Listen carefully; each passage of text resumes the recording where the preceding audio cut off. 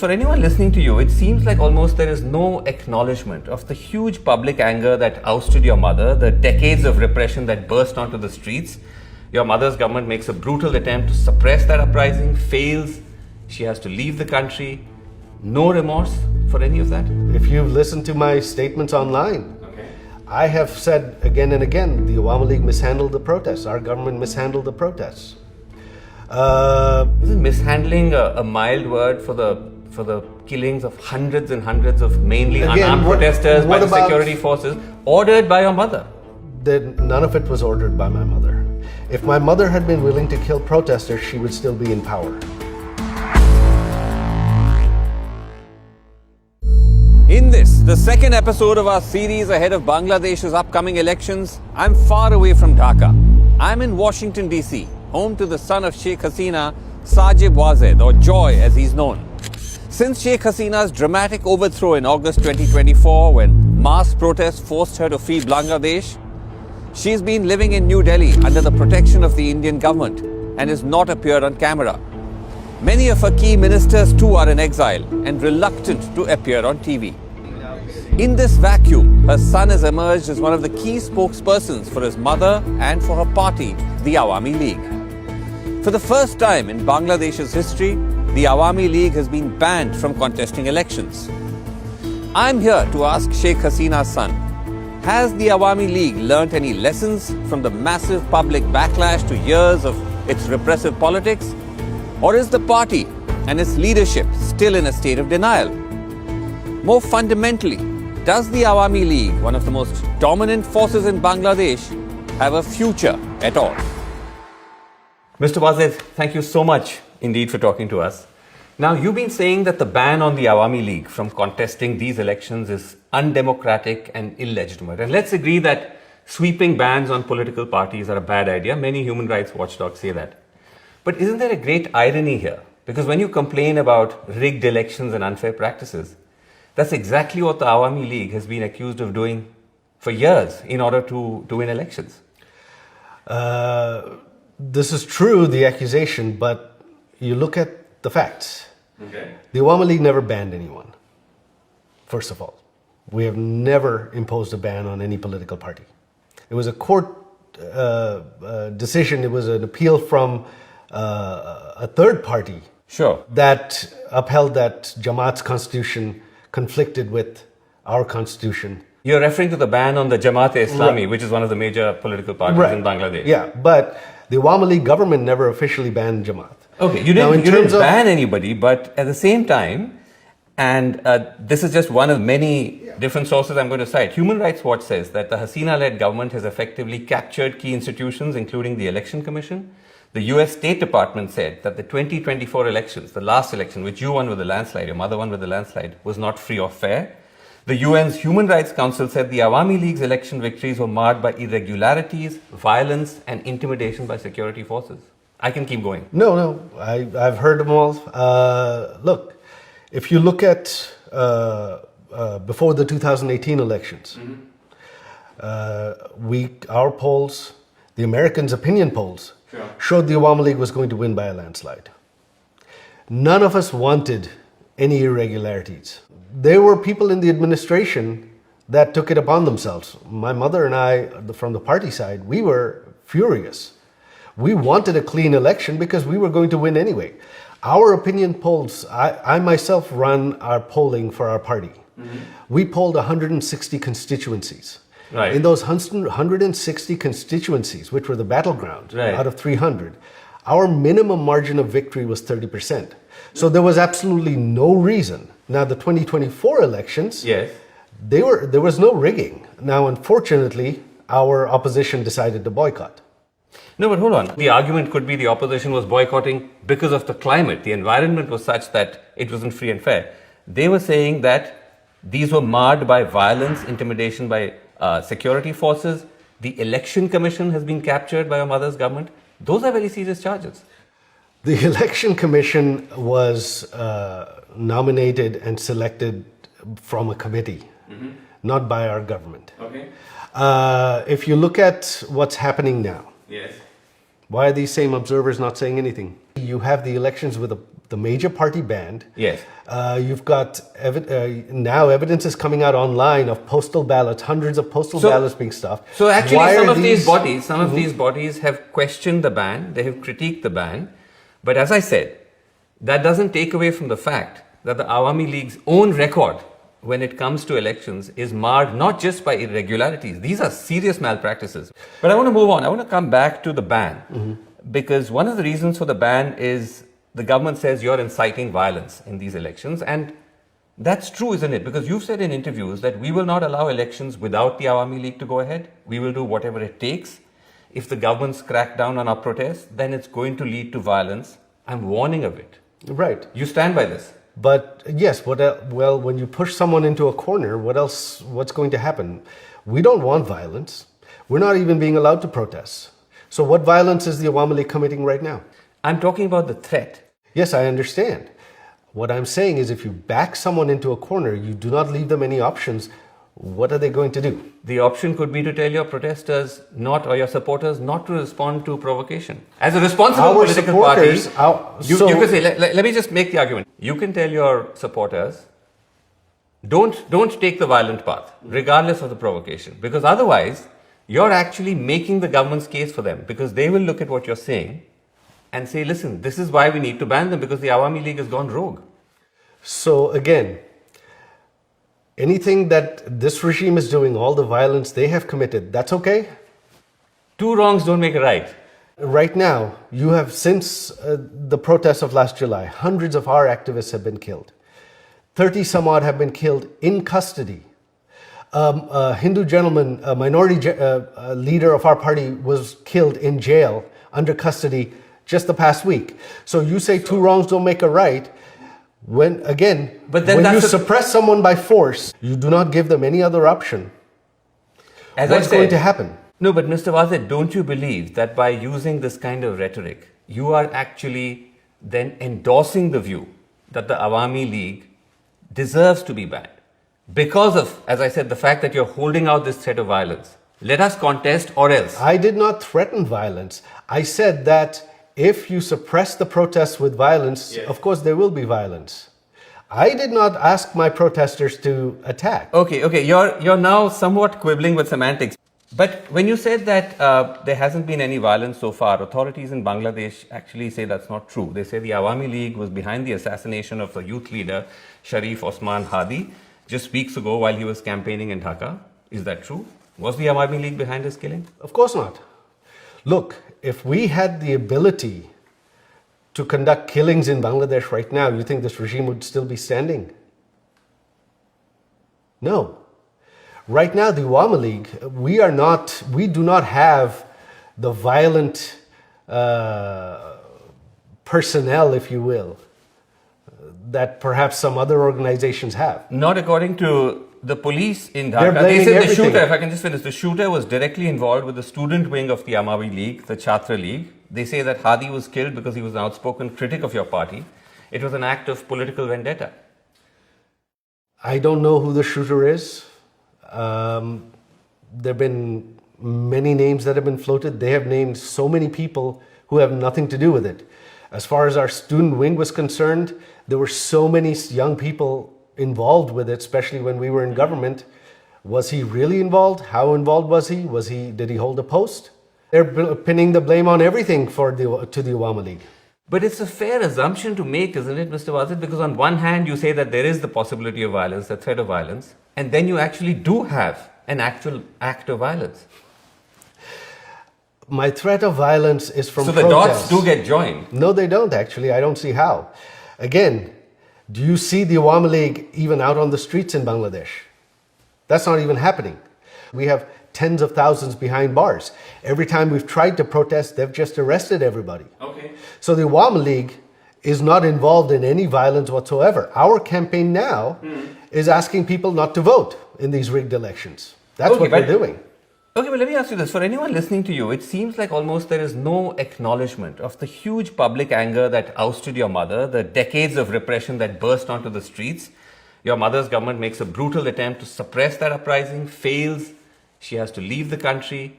No remorse for any of that? That is not true. If you've listened to my statements online, I have said again and again, the Awamileague mishandled the protests. Our government mishandled the protests. Isn't mishandling a mild word for the killings of hundreds and hundreds of mainly unarmed protesters by the security forces, ordered by your mother? None of it was ordered by my mother. If my mother had been willing to kill protesters, she would still be in power. You look at what's happening in Iran right now. Are they able to do anything? No. My mother's statement. Yes. Again and again, yes. And to me, my conversation that day was, they're marching on the Prime Minister's residence. Our special security force and the Prime Minister's guards are ready to defend her. But if that happens, hundreds will die. I don't want their blood on my hands. That is what my mother said. During that time, hundreds of police officers were killed. Hundreds of our activists were killed as well. This regime actually granted immunity to the protesters for the killings of... Let's stay away from this regime for a second, because when you say your mother didn't give the instructions, you saw the Al Jazeera reporting on it, the BBC reporting on it, the recordings that were there. Yes, if I can just finish, where your mother can be heard saying she's cleared the use of lethal force against the protesters. She says, I've issued an open order. Now they will use lethal weapons, shoot wherever they find them. No, that is actually, both Al Jazeera and BBC have taken that clip out of context. I have put that full clip on my Facebook page. She says she orders for the arrests of protesters and lethal force to protect property and life against militants. There were militants involved in it. There are videos online of civilians with weapons. Hold on, but if I can just come in on the clip though, because I've heard you say this in other interviews, that you put the full clip on your social media pages. Yeah. We scoured your social media pages. We couldn't find any such clip. That is strange. So would you be prepared to share that with us? Of course, I'll put it back up. Okay, several clips have been taken down, and I'll tell you why. Okay, but when you say that she was issuing an order about property, that doesn't seem to be what she said. When she says, I've issued an open order, now they will use lethal weapons, shoot wherever they find them. That seems like a very broad-based instruction. But that is for violent protesters, armed protesters, terrorists, not for unarmed protesters. Now, so in any country, yes, would the government, what happens if there are armed protesters shooting at people and shooting at police? What would they do? So, Mr. Wazed, you talk about armed protesters, you talk about terrorists. Look at the sort of people who've been shot and killed. Abu Saeed, 25-year-old college student, unarmed, shot point blank by the police. His killing was caught on camera, went viral. Is he an extremist? Zobaid Hossein Iman, 12 years old. He was shot in the head by security forces firing from a helicopter. Mir Rahman Mugdo, also 25, also a student, also unarmed, shot dead by the police while distributing water to protesters. Are these extremists? It was a very violent situation. There were police officers who used excessive force. Our government suspended many police officers during that time. We formed a judicial committee to investigate. Why weren't those investigations continued? Would you be willing to apologize to the families of all of these protesters, including Zobaid Hossein Iman, Mir Rahman Mugdo, Abu Said? Would you be willing to apologize to the family? My mother met with Abu Said's family right after it happened. She already met with them. Okay. During that time, before our regime fell, my mother met with several of these families. She promised them full investigations, full accountability. But for the most part though, multiple investigations, multiple watchdogs have found that the majority of the 1,400 who were killed were innocent, unarmed protesters. So that's a huge... Yes, I know. But according to the government's own number, the number is about 800. Which is also a big number. I understand, but the 1,400 number comes from until August 15th. Our government fell on August 5th. Who killed the people from August 5th to 15th? But Mr. Wazed, they're still finding bodies. I know. They're still finding mass graves which are connected to the uprising. That is completely being set up by this government. No, there are no mass graves.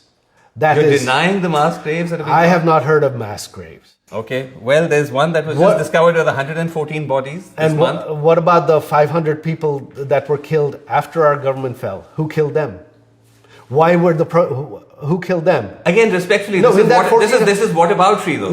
You're talking about the 1400 number. Look, justice must be equal. You cannot have one-sided justice.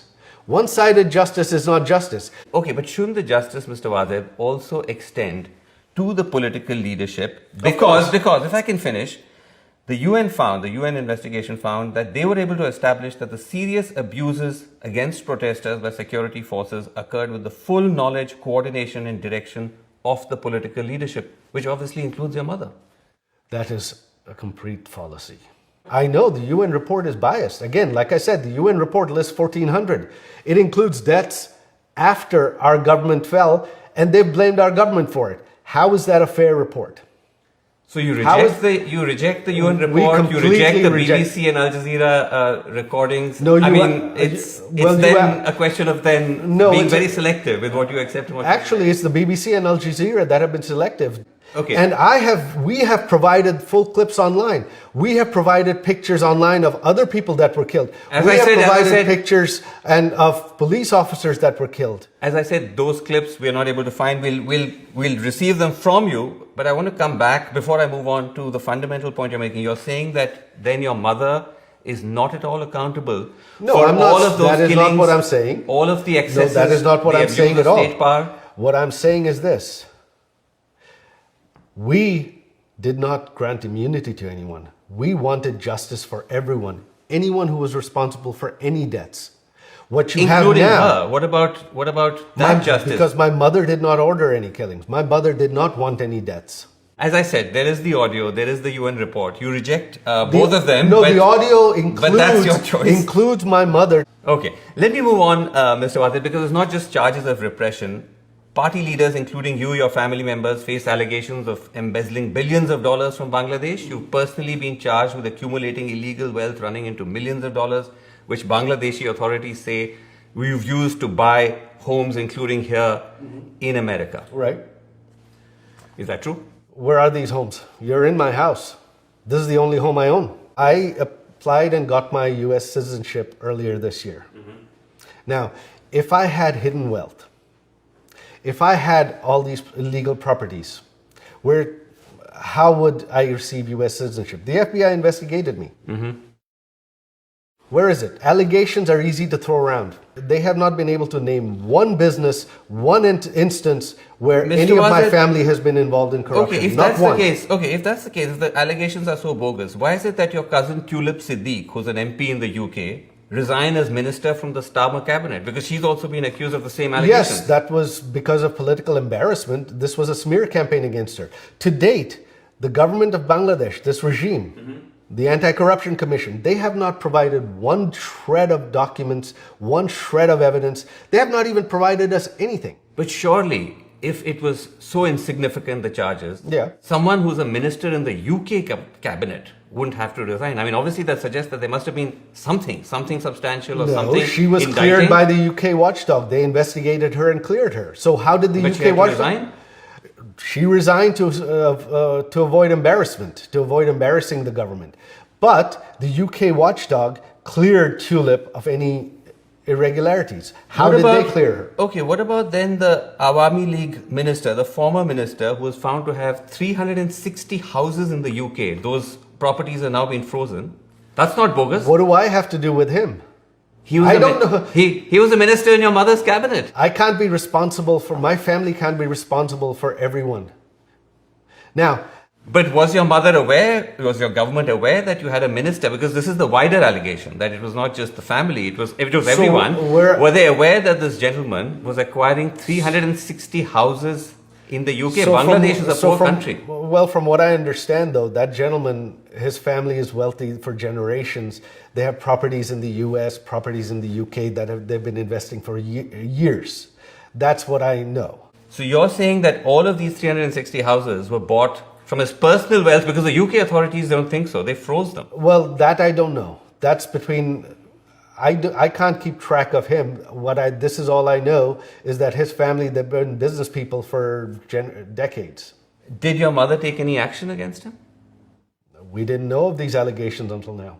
The allegations actually surfaced when you were in office, when your government was in office. The first reporting on it came out before the July uprising? It came out towards the end of 2023 and early 2024. Unfortunately, I don't know anything about that, so I can't really answer on that. But doesn't that concern you, though, that when you look at this sort of evidence, it does suggest that there was arguably very high-level corruption within your mother's government? Again, were there corrupt people there? Probably. But in any country, corruption 100% is impossible to control. We did try. We brought many people to justice.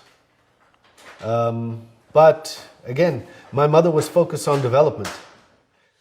Okay, let me ask you about something else, Mr. Wazed, which is another big emerging story, which is to do with the worsening tensions between India and Bangladesh, two otherwise friendly countries. And the main trigger is your mother's presence in India, where she's now been for 1.5 years. Bangladesh wants India to extradite her because of the charges she faces. India has so far said no. Surely this is an untenable position. Is there a plan B? Plan B to what? To the fact that your mother is in India, how long that's going to be possible for her to stay there?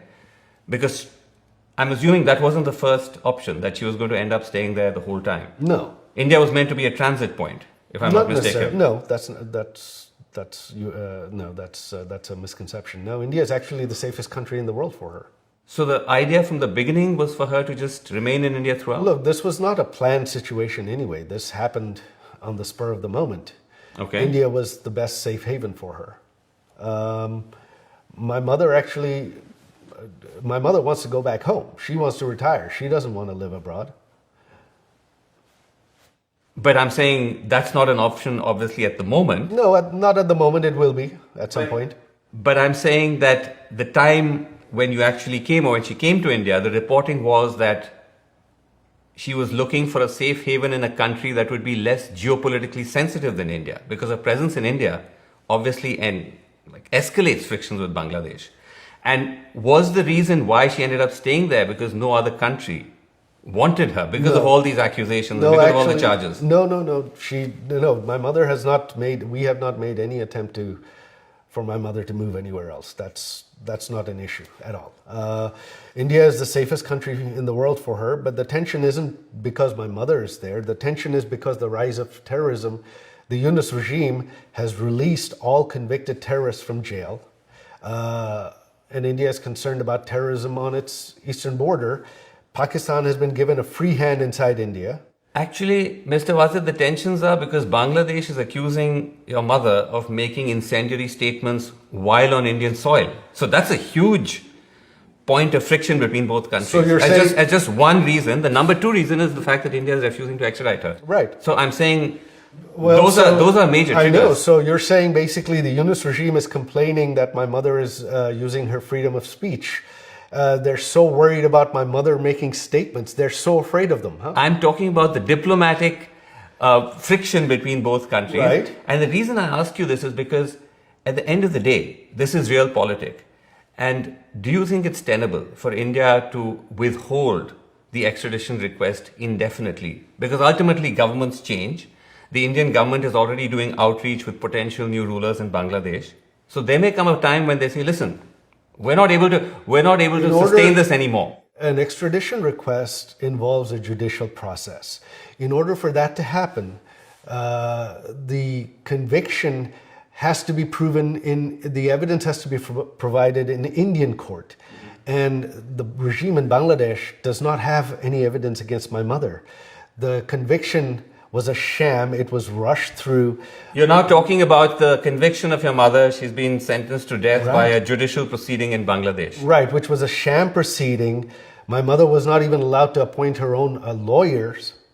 And the laws were changed, which this regime, in order to enable that trial, without parliament you cannot change laws. On the extradition process, the underlying judicial process has to follow due process. Without that, there can be no extradition. But ultimately, as you know, Mr. Wazed, these are also political calls, because when she came to India and she ended up staying there, that was a political decision of the government to allow her to do that. And I'm saying that politics is a fluid beast. Well, the reality can change. And I'm simply asking you that, is there a plan B?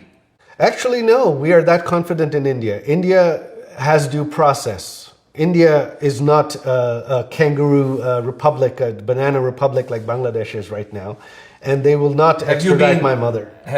Are you saying you've been given an assurance by India? No, I'm not saying I've been given an assurance, but I know the judicial process. I spent 13 years of my life in India. Okay. India is a country of laws.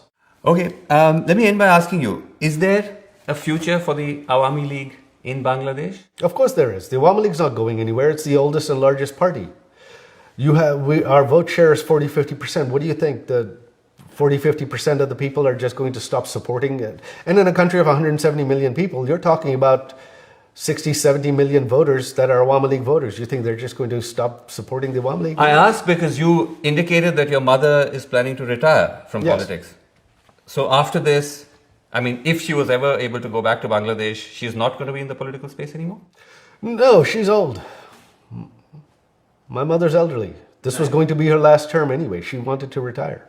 So this is in a sense the end of the Hasina era? Possibly, yes.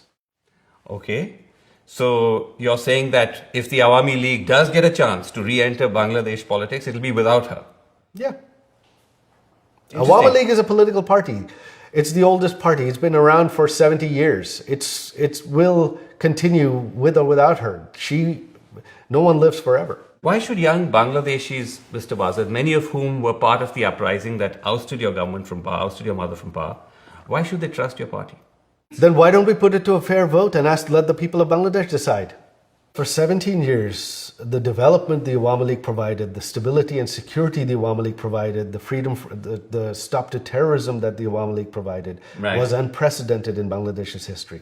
This is one fact that no one can deny, that the economic development, security and stability during my mother's 17 years was unprecedented in Bangladesh's history. I mean, if that was the case, then why would the people have taken to the streets to oust her? Surely there was something deeply wrong. But I leave you with that because you're saying that the Awami League is still the best antidote for the chaos of Bangladesh.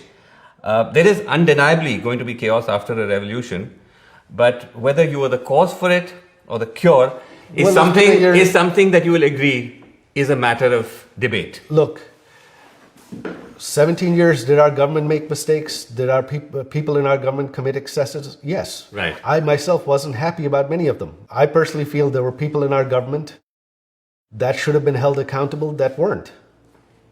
Isn't that possible? But again, no, because look at the past 1.5 years. What do you have? Things are much, much worse. The economy has crashed. There's no law and order. Terrorists are running rampant. And now you have a completely rigged, farcical election. Okay, as I said, cause or the cure, that's a matter of debate. Well, as I said, many would hold the Awami League guilty of those same charges as well. But thank you very much indeed for taking the time to talk to us. My pleasure. And taking our questions. Thanks very much.